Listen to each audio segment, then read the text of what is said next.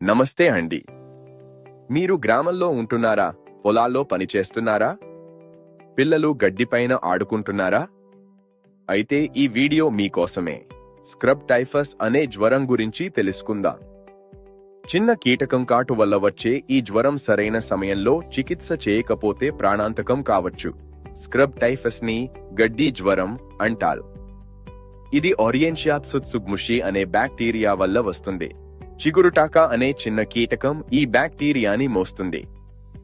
ఇవి గడ్డి, పొదలు, పొలాల్లో ఉంటాయి. ఈ కీటకం మన చర్మాన్ని కొరికినప్పుడు బ్యాక్టీరియా రక్తంలోకి చేరుతుంది.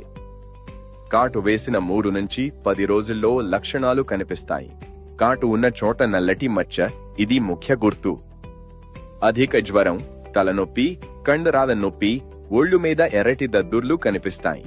తీవ్రమైతే న్యూమోనియా, మెదడు వాపు, కిడ్నీ ఫెయిల్యూర్ కూడా రావచ్చు. స్క్రబ్ టైఫస్ కి వ్యాక్సిన్ లేదు, కానీ 100% నివారణ సాధ్యమే. పొలంలో పనిచేసేటప్పుడు పూర్తి చేతులు, కాళ్ళు ఉండే దుస్తులు ధరించండి. బూట్లు, సాక్స్ తప్పనిసరి.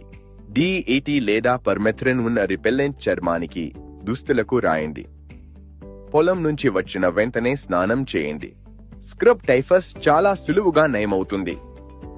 డాక్సీసైక్లిన్ లేదా అజిత్రోమైసిన్ మందులు 7 నుంచి 10 రోజులు వాడితే పూర్తిగా నయమవుతారు. కానీ ఆలస్యం చేస్తే ప్రమాదం. నల్లటి మచ్చ జ్వరం కనిపిస్తే వెంటనే డాక్టర్ దగ్గరకు వెళ్ళండి. ఈ వీడియోని మీ గ్రామంలోని ప్రతి ఒక్కరికి షేర్ చేయండి. మీ షేర్ వల్ల ఒక్కరి ప్రాణం కాపాడొచ్చు.